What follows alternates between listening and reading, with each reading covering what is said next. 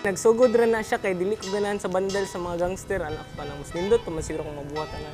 Na-feel na kong adrenaline mo na ang adrenaline, ang fear, nagsagol. Yan mo na nag-push sa kuha nga mag-drawing balik kay makita na ang trabaho kanang rewarding gay siya niya kanang wala ka pitira atoy lami hindi kita sa kamino nga ana gani.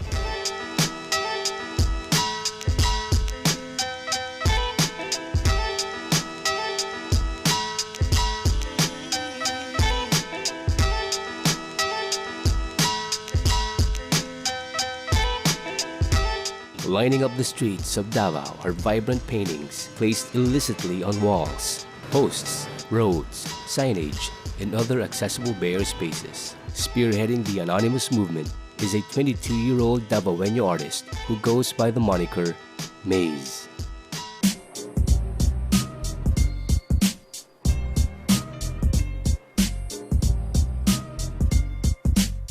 Aware man gani mo nga bawal mag-jaywalk ug manigarilyo ginabuhat man gani na ninyo. Sa graffiti manggod kung illegal duha na siya kung sa illegal kay ginahuna-una po na mga factors kung tahay dali lang ba siya ma-access, unsa ba ang risk, kanang kailangan ba namo mag-trespass or bantayan pa ba namo ang tanod, ang security, ang police kung unsa na oras nagaagi, nya nindot na ba siya nga wall, gray lang ba siya, hollow blocks, finished na ba or kung pintahan ba namo ning wall kay naba sila'y budget para i-reson dayon namong trabaho. Dili mi mo igo og balay kanang residential areas, churches, schools. Kaya ang nagaigo og nga na nagalak og etiquette og ethics.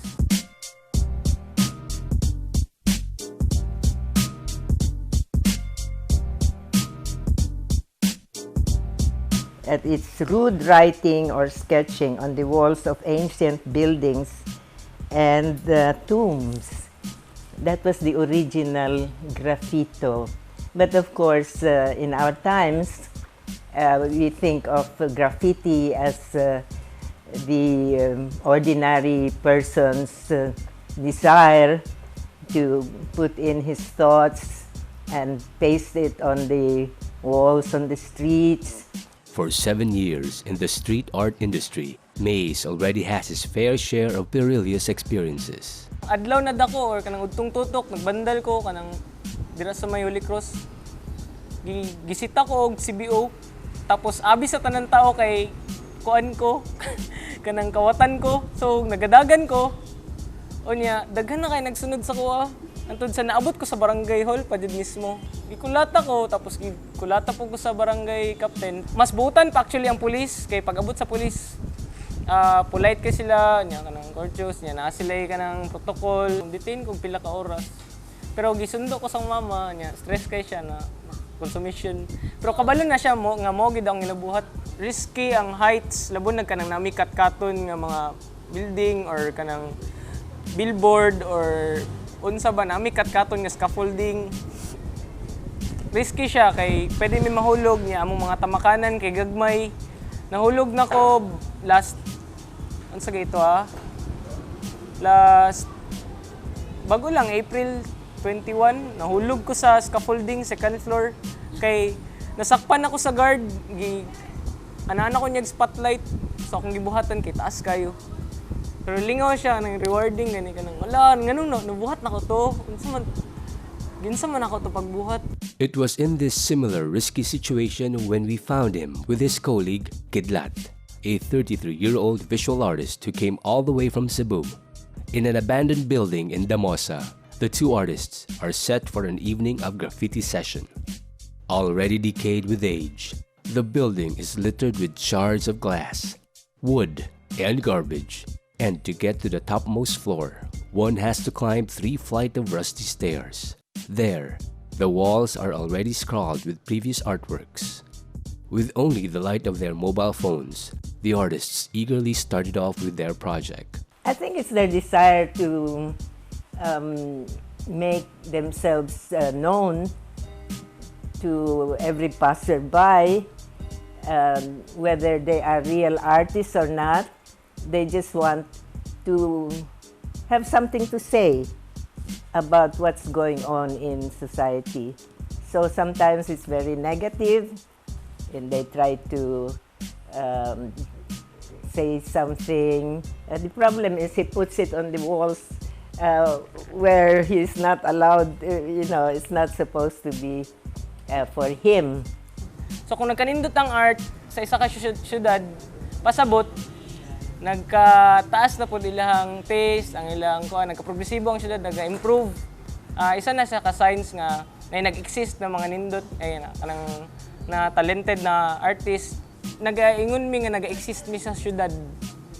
Unya, nag-take up mi og space kay dili naman ang politiko ang ay katungod nga magpapilit sa ilang naong.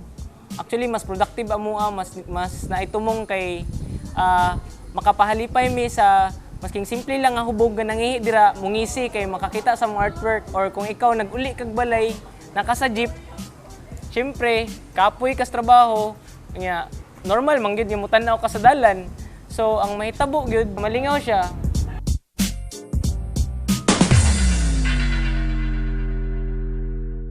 Dapat wala dyan na siyang mga hugaw-hugaw sa mga paligid kay kuan man na kayo kanalain man kay tanawon sa syudad good. Siyempre, art man po na niya, talent po na siya sa mga bata karon kaysa mag-adik-adik sila, at least ma-express nila ilang talent. Dapat yun tanggalon kay hugaw man tanawon good. Para sa ako kay art siya, kaya diba isa ba siya kasikat na art? Depende sa ilang pagbutang, no? Kung angay ba tanawon, kung hugaw yun, tanawon. Dapat siya tanggalon kay hugaw, manggo, maka-distract sa environment bitaw.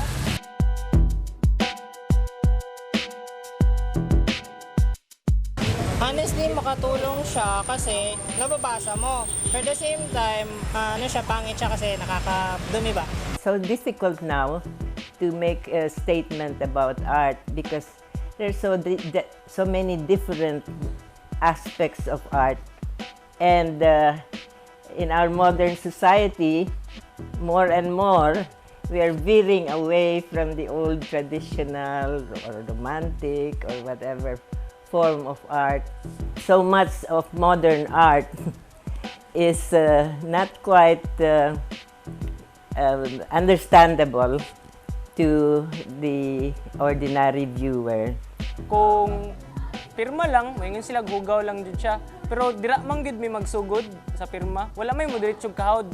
So mao na among backbone kanang mga pirma, kanang mga scribe. Walay mga nindot na artwork diha nga mga pyesa, mga mural kung wala may nagsugod anang scribbles.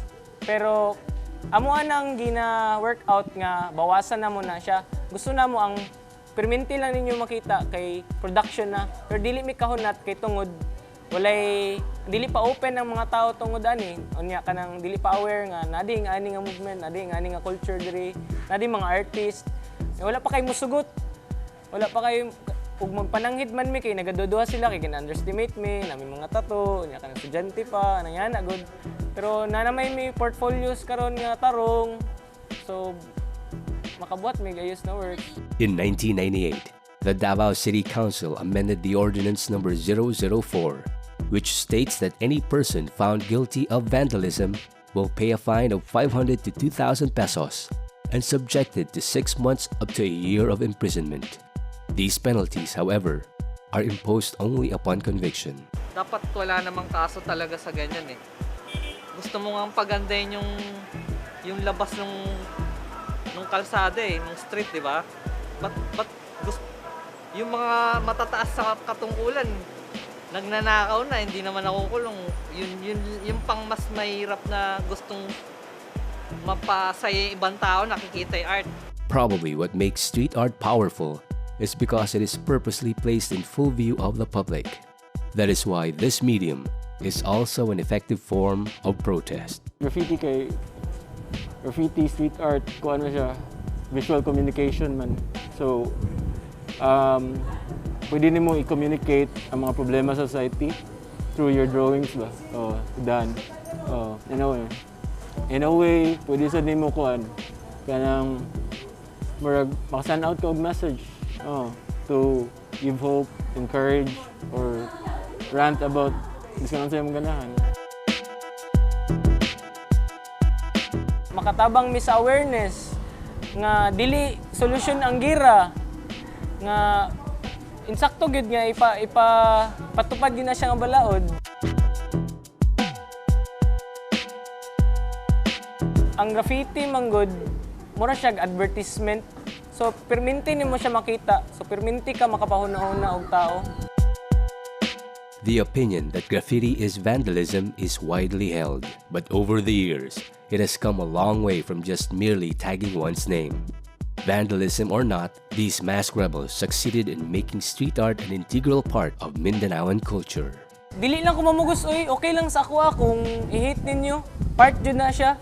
Pero og naapay chance nga moablin yung utok, okay lang pod, mas malipay, labong malipay mi, pero di mi mamugos. Enjoy the work.